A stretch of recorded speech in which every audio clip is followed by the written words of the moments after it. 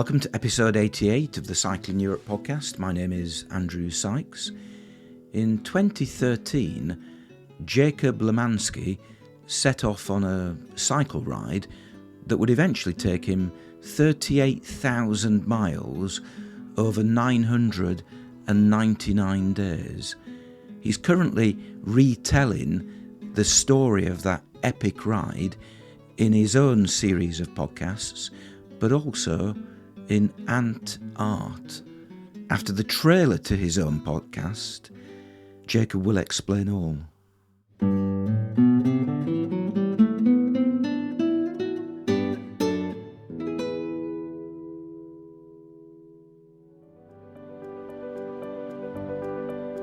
My adventure was an unparalleled modern-day epic, a solo, self-supported bicycle ride spanning 38,000 miles across 6 continents.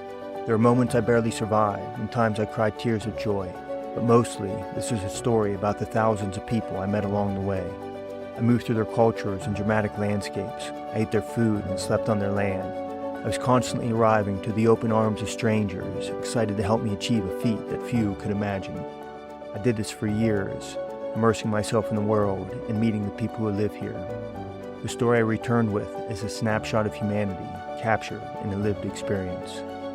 Join me for one of the greatest adventures of modern times in this vivid, day-by-day retelling of a bicycle ride twice around the world. Experience the people and cultures, the beautiful landscapes, the danger and excitement, and the inner world of a man trying to push himself as far as he can go.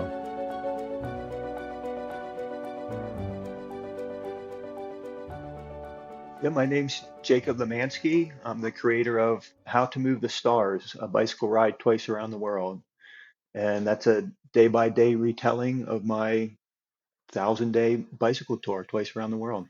Okay, we'll get to that in a second, but before we do, can you give us a bit of background information about Jacob? Where are you from originally? Did you grow up being a cyclist, etc.?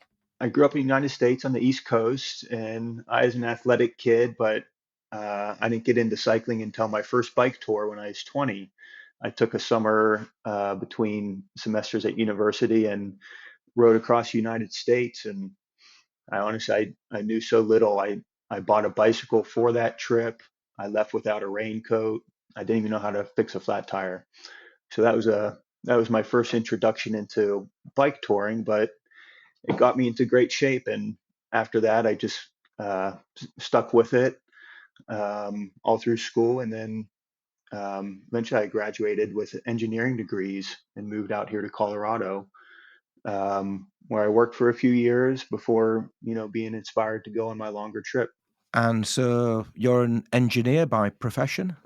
Yeah, my background is mechanical and aerospace engineering. And, I've designed those signs that flash how fast you're going when you drive past them. That was one of my big projects.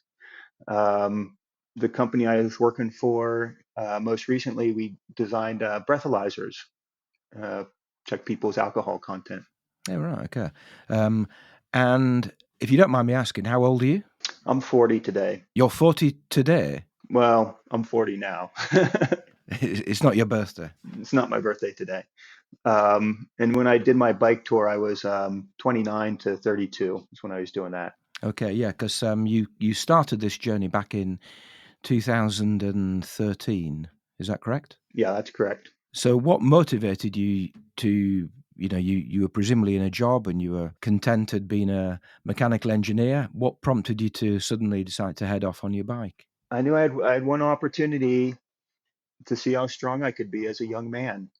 And I didn't want to let that opportunity pass. I was 29 and I'd kind of just slowly been pushing myself for years just to see how fit I could be. And I had this idea that if I went off on a bike ride around the world, it'd be so difficult I would quit out there somewhere. And if I quit, then it was clear that's how strong I was. And so I was inspired to go on the trip just to go until I stopped. I didn't really have a destination or a timeline. The goal was simply to see how fit see how strong I could be. So between making the decision and actually setting off, was it a long period or was it a matter of a few days, a few weeks, a few months, years? Yeah, when the idea struck me, it was probably a year before I left. Um, the planning, waiting for the weather, actually convincing myself to quit my job and go do it. It all took a little bit of time. And did you have all the equipment already? You said you'd done some bike touring before, so presumably you had a bike and all the bits and pieces that you needed. Um, I upgraded everything, but I did have a bike. I had some experience. I had in my life to that point, I had done about 3 months of bike touring, so I had a handle on it, and I had the gear. And then I just thought about it and bought everything else I needed to get me along. I had this idea. I wanted to be like a ship at sea. I wanted to bring everything I needed except for food and water with me at the beginning. Um, so that was kind of a fun thing about it, um, to plan it in that way. So what was the reaction of other people, of friends and family, when you said, "Hey, I'm going to head off on my bike, and I don't really know how long I'm going to be away. It could be months, it could be years." What was their reaction? My folks weren't super excited about it, but um, no one asked me not to do it. And I think we all understood it's a dangerous thing on some level, but they knew me too well to try and get me to stop. And even to have that idea and to go and try to do it, um, you got to be kind of an oddball, and they knew that about me already. Were you in any way scared about what you were about to do? No, I was pretty ignorant about the situation I was getting myself into. And also, I didn't know how far I would go. Like I said, my longest tour before that was 2 months. So when I left, maybe I'd be out 5 months or something. Because at the end of that 2 months tour, I had enough. I was getting kind of bored of it. So when I left on this journey, um, I thought 6 months would be the max for me. And going into it with the idea of spending 6 months on the road is different than going into it with the idea of spending 3 years on the road. It would have just been, um, I don't know, if I knew I was going to be out for 1,000 days, I'm not sure I would have started. But to go for a few months, that's an easier journey to start. And that 2-month journey that you did before, was that in America? That was the cross the country tour. Yeah. Okay. So obviously, going to different countries and having to deal with different languages, very different cultures. Did that play on your mind at all? Well, it was my first time out of the country. Starting this round the world trip, I flew to Portugal, and I didn't speak any of the languages. Um, but like I said, I just knew so little about what I was getting myself into that I wasn't worried about it. And as far as communicating, I never learned any languages, but I learned to speak with my hands a lot more, and that was the lesson. If you set off for 2 months, I think the reason probably, I mean, this is certainly the case for me.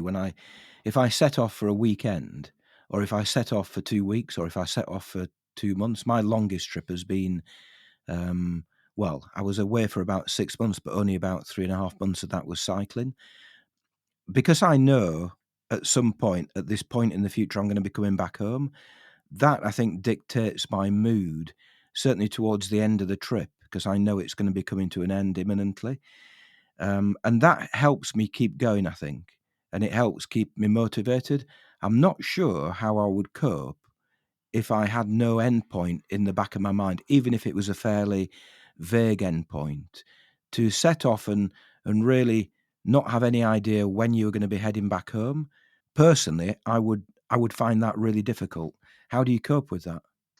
I don't think I had that experience, the same as you described it. For me, because I was out there for so long, um, I learned to be very much in the present. I didn't have anything on my calendar to make me think about the future, to give me some, we're pulling me forward. Um, I was able to just be right exactly in that day. And I existed like that for years, and it was really beautiful. Maybe the most profound part of the whole experience was learning to be really present like that. Um, and then when it did get hard for me was basically, so my route, I started in Europe and I crossed to Asia and then I went up to Alaska and bicycled to the southern tip of South America. And then I crossed New Zealand and Australia and then north across Africa as well. And so for me, um, I was able to stay in that very present state all the way to the southern tip of South America. And at that point, I felt like I was heading back home. Um, and that actually became very hard for me because uh, it still took me months and months and months to get there. And I wanted to be home, but I couldn't let myself skip it. And it became eventually so hard that I quit. Like I figured it out there. I went as far as I could. And what got me to stop was it was the return journey. Um, it's like soldiers used to have to walk home from a war, or explorers, once they sailed to the other side of the world, they had to go home at the pace of the wind. Um, it got really hard to have that destination. It was actually much easier for me just to be out there adrift. How were you actually able to survive in terms of the financial side of it? Did you have enough savings, or were you working along the way? I had savings. I'd worked as an engineer for 5 years. I had about 60 grand saved up, and I was out there 1,000 days. It cost me $24,000. So there was no end in sight to the money that I had. I could have went another decade, but um, that's another thing allowed me just to be completely present and free out there. I didn't have any financial obligations or any sort of timeline that was ticking down with my money. Hmm. And were you camping most of the way? Yeah, I camped. I had a hammock. I would sleep in my hammock as much as I could. Um, the hammocks are great for touring because you don't have to find flat ground. You can sleep on hillsides and you can really sneak into a bushy area as long as there's trees. I of course had a tent as well for where places there was no trees. But I preferred camping, even when people invited me in. Sometimes I'd say no because I'd have to entertain for the night if I got invited in somewhere. So I'm like, I just want my space, and um, it really felt like home out there between the farm fields. So you initially arrived in Portugal in 2013. What month of 2013 were you in Portugal? February, I started February. It was rainy. I wasn't really expecting that, but I had a lot of the first 2 months were pretty wet for me. And in terms of your journey through Europe, I can't really see on the map I've got here. It's kind of it's not enough detail, but it looks as though you headed north at some point to the Netherlands. Is that right? Yeah, the whole route through Europe was I went down the coast of Portugal and then crossed into Spain all the way to the coast in Medellin, and then I followed the Mediterranean all the way around across northern Italy, and then made my way through Eastern Europe. The branch that goes north that you're seeing at the very end of my journey, I flew back to Europe into Germany, and I biked south down into France. Um, I really knew I was done when I arrived at the border of France for a second time. I'm like, I'm repeating myself. I gotta go home. Now, obviously, 2013 was a different world, and it looks as though you were able to. Did you cycle through Russia? Yeah, right where the war's happening. I biked through there. Honestly, the war had started before I'd even finished my journey, so I got there just in time. Same with China. I was in China in 2013. It became a surveillance state around 2014, 15, and I don't think I would have been able just to wander around the way I did. Hmm, interesting. Um, uh, and then you flew over to Alaska after your travels in Southeast Asia, um, and then you made your way down, well, more or less the west coast of the Americas. Did you actually go back home at any point? Between the big legs, I did go back home. So from Asia, I went back home, got my bike refitted, waited for the weather to turn, went up to Alaska. From South America, I went back home and I picked up my dad, and he joined me to bicycle in New Zealand for a month. Um, so I did have a, so it's a long time to be away from my family, and they had enough of that. So when I got to the end of a continent, they would ask me to get back home to say hello to everyone. Were you ever tempted just to say, nope, okay, that's it, I'm not going to continue, I think I've had enough? Every time I took a day off, I would wonder that. It's so comfortable to be in a hotel with internet and put my feet up. Um, it was always hard to go back to the road wherever I was in the world. Um, but then I would, and maybe within a half a mile, I would think this is actually what I want to be doing. But to have the break, I mean, stopping is always tempting because it's hard to be going for that long. So talk about some of the high points and also perhaps some of the low points. Where were you in your element? Where were you enjoying it the most? Down through South America, through the Andes was really a high point for me. I'd been out maybe 600 days, so I was really strong and in a great headspace for it. And those mountains are just so um, profoundly large and beautiful. I rode my bike up to 17,100 feet one night, and I camped up there in the cold. It was very cold. But there's not many places in the world you can get that close to the stars. Um, and the cultures are so different down there, and yeah, it was just a beautiful.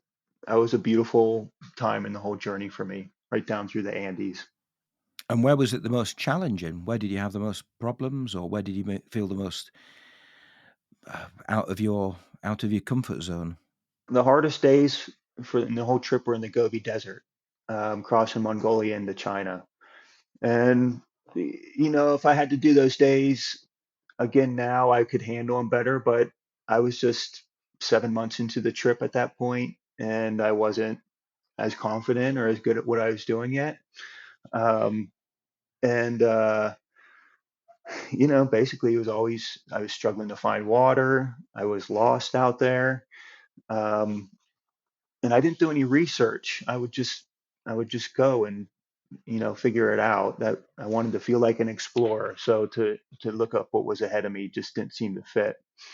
And so I was out there in the Gobi, and it was hard. I was slow. It was a lot of sand. I was biking for 8 or 9 hours just to cover about 40 miles. And I got to the Chinese border. This was going to be I made it. I could start leaving the desert. I could get some food again. China was going to be my savior. And I reached the border, and the security there said that I was at the wrong spot. This this crossing was only for Chinese and Mongolian citizens. And he pointed into the desert, and he said, "You got to go 400 miles that way, and you'll find the one for international uh, passport holders." And man, I just looked off into that desert, and I asked again if I could cross, and he said no, and I just left. What's there to do except to carry on? So, I was just in over my head in several ways out there. But if you're on a journey of 38,000 kilometers, sorry, miles, 38,000 miles, 400 miles in the great scheme of things is not too disastrous. You got to convince yourself of that in the moment.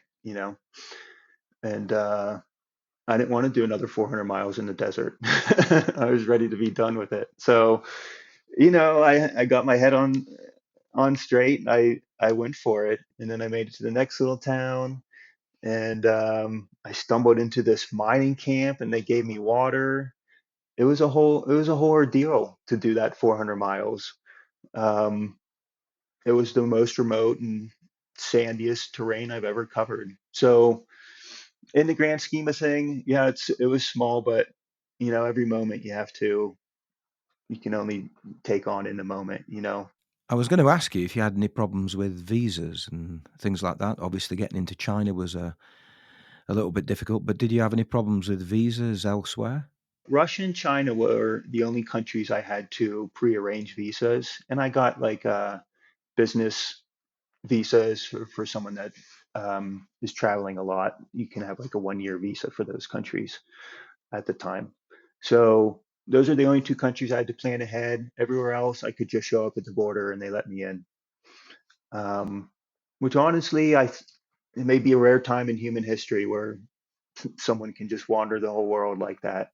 Yeah.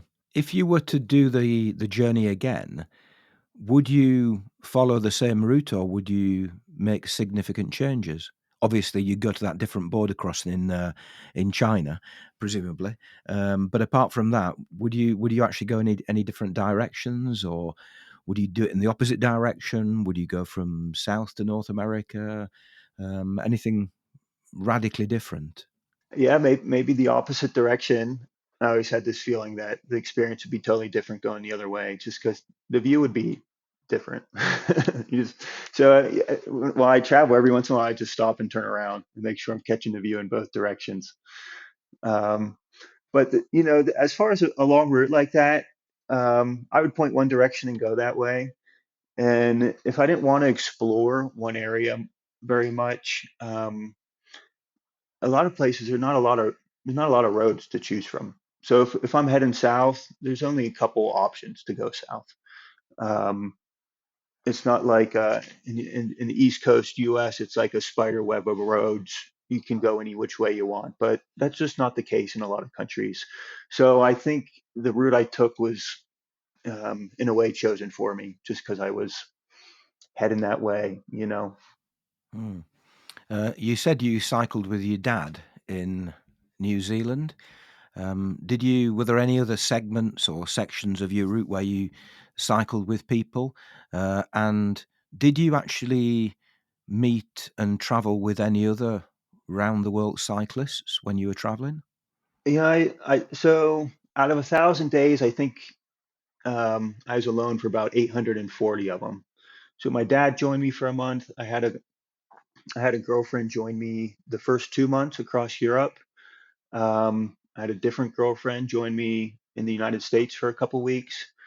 It was a long trip. The woman I started with, she was married to someone else by the time I finished. um, so I would catch up with people on and off again. I never bicycled with any other around the world cyclists. So I did meet. I mean, we're out there, and like I said, there's not a lot of roads to choose from. So we end up bumping into each other. Um, and I remember there was a guy right at the very end, as I was finishing my around the world trip. I met another man finishing his around the world trip, and we sat on a park bench together in New York City for an hour chatting. And neither of us had thought about what we were doing next.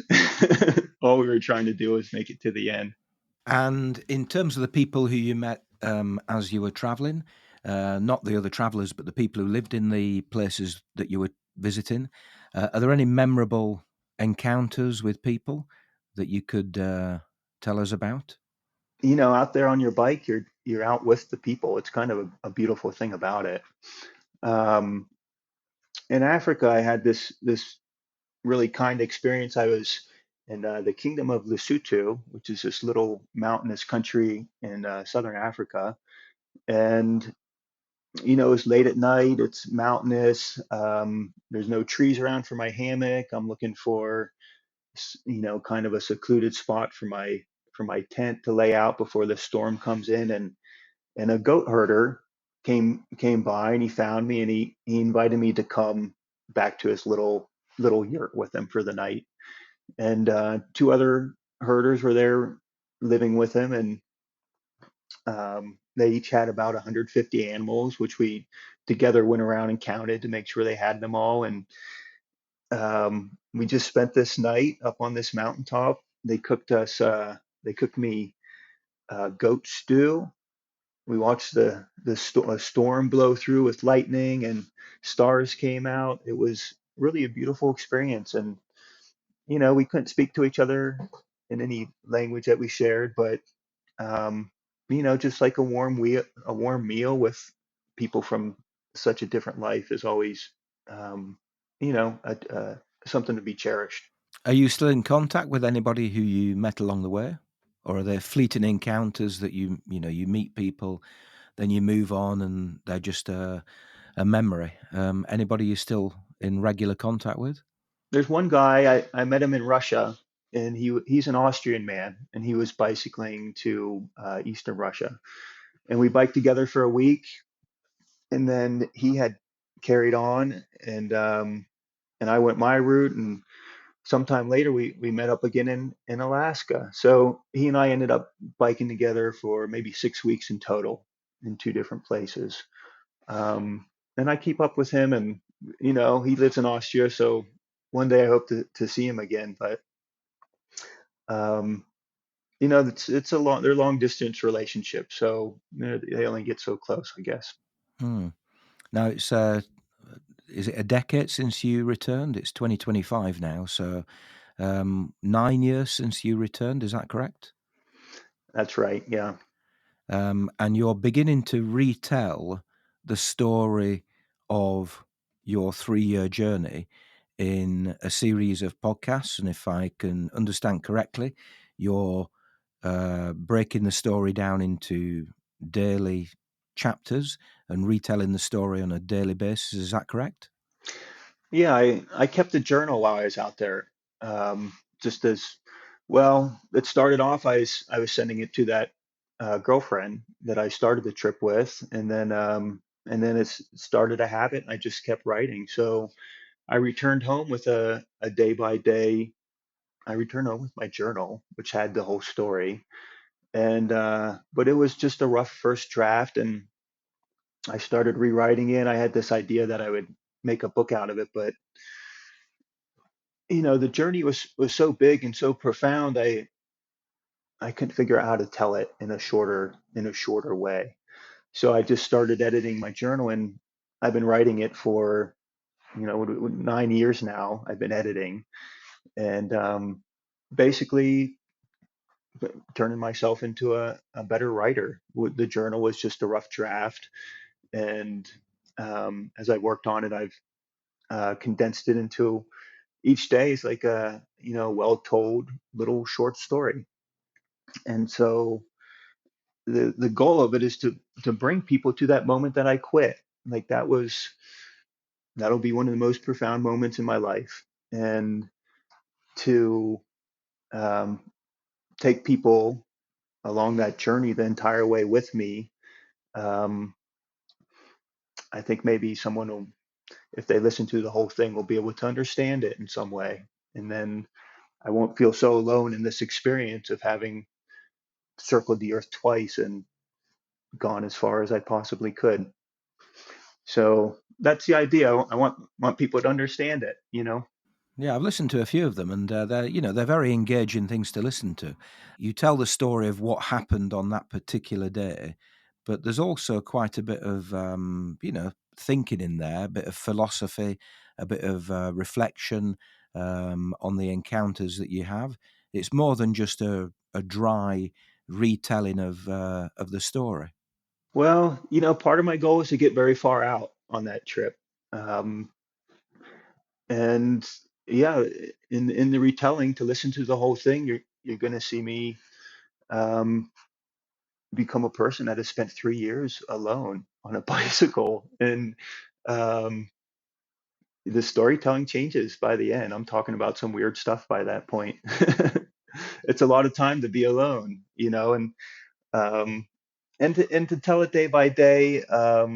Little things like when I'm in the desert, I obsess about water, and you'll hear that every day. I'm talking about water, and then as soon as I get to somewhere with rain and rivers, I don't mention it at all. So just little things like that will pop up um, as the listener explores the world with me. Now I'm looking at the YouTube version, and you've got to day 33. Is I know there are two versions. There's the audio version. There's also the YouTube version. Uh, is the audio version also currently on day 33? Yeah, the audio and video versions are the same. The video will just give you the route. I just have a Google Maps flyby basically. So you get to see the villages and the mountains and the terrain that I crossed that day, as well as photos of that day will pop up in the video. Yeah, and they're quite manageable chunks because they're only a couple of minutes long each video or each audio. So they're in terms of a time commitment for somebody listening or watching, it's not a great time commitment, but they are, as I say, very engaging little snippets of the journey that you took. It looks to me as though you're producing one of these once every 2, 3, 4 days. So basically, it's going to take you. Trying to do the maths in my head. It's going to take you about 10 years to retell the entire story. Exactly. That's the idea. Um, I met a couple. I was in Alaska, and they wrote on my blog, "Nice to meet you. Good luck." And then a year later, they're on my blog again, and they're like, "Wow, you're still out there. Keep going. South America looks great." And then, and another year later, they're like, "What are you still doing out there? We met you so long ago." And I want to give people that experience too. Like the this was a long, long journey, and if I want to bring people to the point that I quit and have it mean something, I need them to be on that long journey with me. Um, so yeah, it comes out twice a week, and it'll be a 10-year story. And the Jacob who set off in February 2013 compared to the Jacob who arrived back in Denver, Colorado in 2016. What was the difference between those two people? I remember I was almost home, and I was worried that I had become unrelatable, that my experience was unrelatable, and that how I was in the world had become odd as well, because it's a long time to exist without human mirrors to tell you you're doing something right or wrong. And so in that time, I became exactly myself, is how I put it. And I was visiting a friend just before I got home, and I explained all this to him, and he said, "You know what? You were weird before you left too." And that kind of made me feel better about the whole thing. So you were weird before you left and you were still weird when you came back, which is quite reassuring, I suppose. Yeah. In different ways, but I came back. w- one thing that really did change for me out there is I just learned to see the beauty in everything and the poetry and everything. And I came back, and it was hard to admit at the time, but I would call myself an artist now. So I left an engineer, I came back an artist. If that explains anything. Yeah, and we'll come back to that actually in a second. But if you were to give advice to the 2013 Jacob, what would you advise him to do before setting off? Or as he set off, what advice would you give him? Um, I would just tell him to pay attention. It's going to be a profound experience, and just try to suck in as much of it as possible. Now, are you working still as an engineer? Because I know you have other sidelines now, but are you still in the engineering world? I've stepped out of engineering. 2 years ago, I opened a venue in an art gallery with the art that I created following my bike ride. Um, so that, it's the artwork itself. While I traveled, the only thing I missed was this ant farm that I had left at home. I missed it like a pet. I mean, I saw that on your website. Now, this is not a concept I'm familiar with. What is an ant farm? So in the U.S., it's a kid's toy. It's a habitat for ants.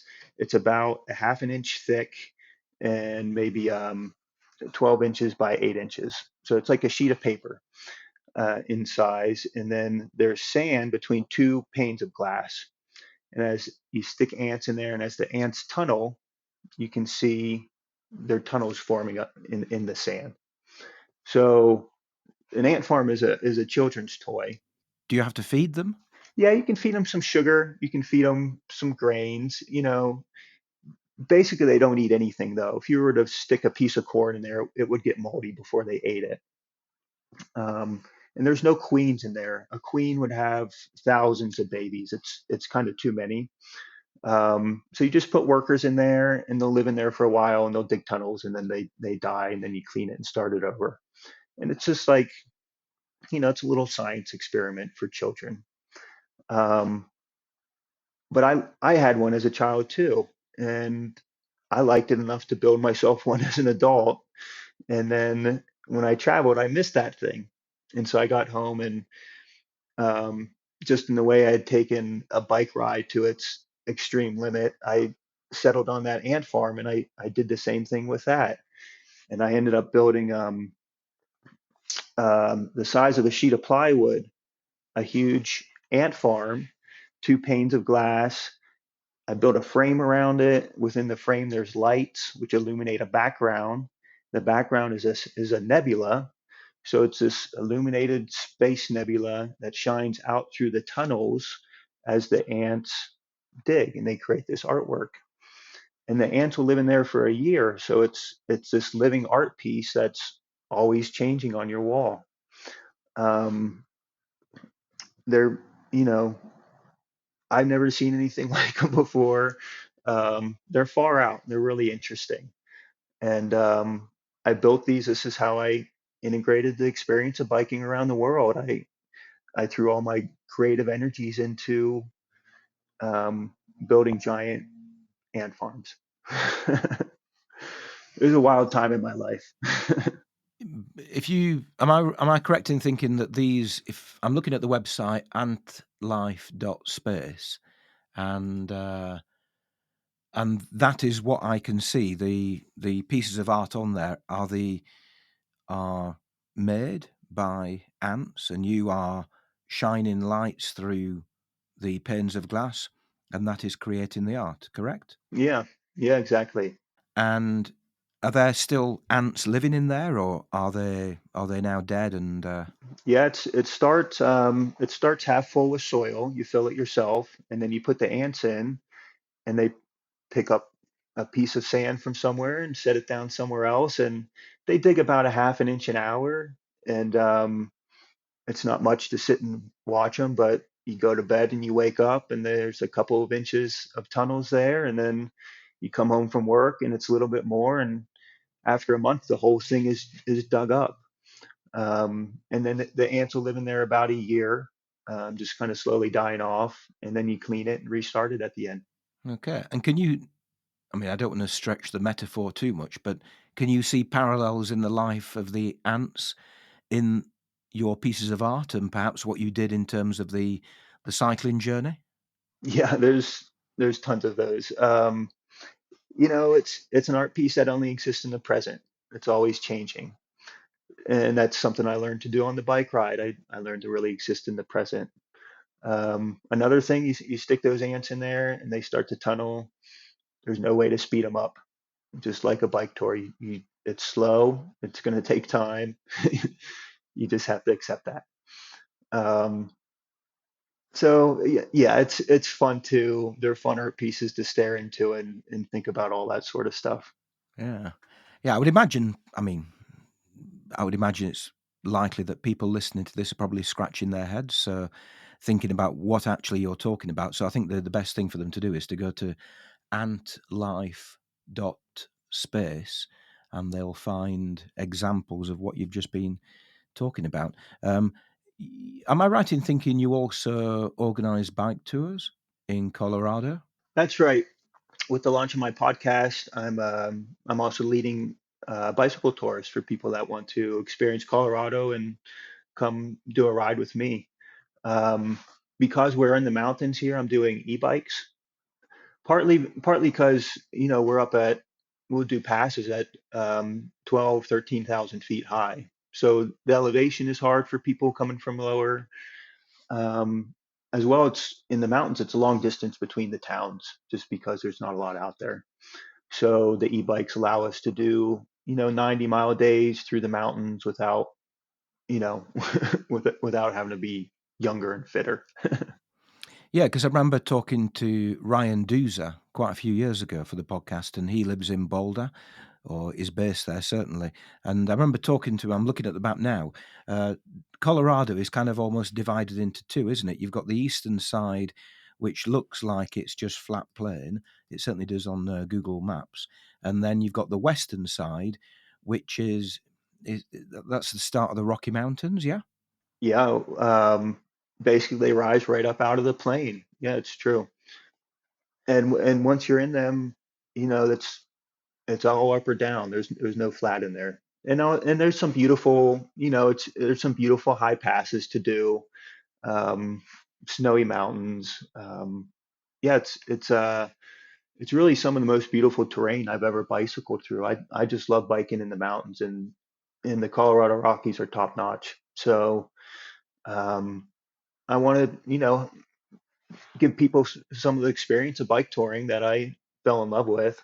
And so I lead day long tours, 3 day tours, and week long tours just here in the mountains. And that's with my company, Mountain High Bicycle Tours.com. Yeah. And I think for people living in Europe, I think we sometimes forget just how sizable American states are. Most American states are probably the size of your average European country. So within the very straight borders of Colorado, you've got a lot there, I would imagine, in terms of the variety of the terrain, not just that eastern side, which looks fairly flat, and the western side, which looks pretty mountainous.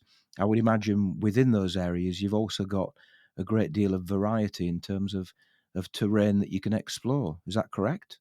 Yeah, absolutely. To drive across the state is 6 or 7 hours. So you can compare that to countries in Europe. Yeah, we have the plains, we have the foothills, we have the high mountains. It's deserty here, so it's good weather for biking since it's warm and dry. And Colorado, I think, again, from a European perspective, America doesn't always have the best of reputations in terms of certain aspects of America.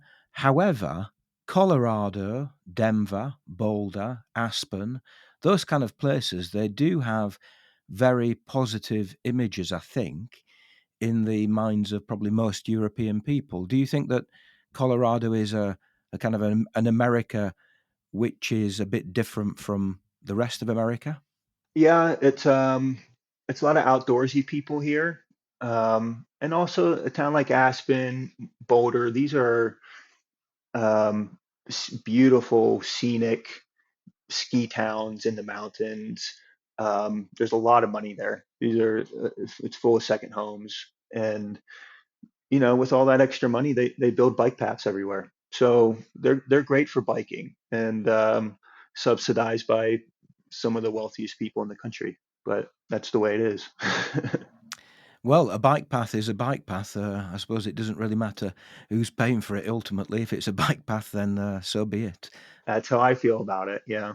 Have you got any more big trips planned, or is that kind of, I've done my 999 days. I'm never going to do it again. Or do you think, perhaps not 3 years, but have you got any big trips planned? Yeah, doing that big trip, it took it out of me so much that I wasn't sure if I'd ever bike tour again. I came home and I kind of ended up living in a garage, which it felt most comfortable being like half outside and half inside with my garage door open. Um, and it's been 9 years since I got back, and only just now am I feeling like I could think about doing another big trip again, something of several months. Um, but I don't have anything planned. I'm doing my bike tours here in Colorado, so really I'm excited just to, you know, have some people to go bike with. Yeah. Well, I think I think what you've done is commendable. Take my hat off to you cycling for 3 years, but also I think the way in which you're now looking back upon those experiences all these years later, and with your art, with your tours, and with your podcasts and your video podcasts, I think you're you're doing exactly the right thing in hopefully engaging some more people to be inspired by what you did, and perhaps even set off on their own epic journeys around the world. If people want to get in contact with you, what's the best way of doing so? Go to howtomovethestars.com, and that'll get you to a place where you can find all my other things. I was going to say that the name How to Move the Stars, that comes from when I was up in Alaska, I can find a North Star, and it's in Alaska, it's right over my head. It's really high in the sky. And as I traveled south, that North Star dropped to the horizon, and then the Southern Cross came up. So just by pedaling, I was moving the stars in the sky. That, I think, is a perfect place to end our conversation. So thank you for that, Jacob. Thank you for your fascinating retelling of your tale around the world, and good luck on your future cycling and non-cycling adventures. Thank you so much, Andrew. This has been episode 88 of the Cycling Europe podcast. Thank you for listening, and thank you to Jacob for telling his story. You can visit his website at howtomovethestars.com and find out all about his podcasts and his art and his rides in Colorado. If you'd like to get in contact with your own story, then you'll find all the contact details at cyclingeurope.org/contact. And if you'd like to help support the podcast, you can find all the details as to how to do that at cyclingeurope.org/support. So thank you to Rob Ainsley, as always, for not just composing, but playing the music. I'll be back very soon with episode 89. In the meantime, thank you for listening, and happy cycling.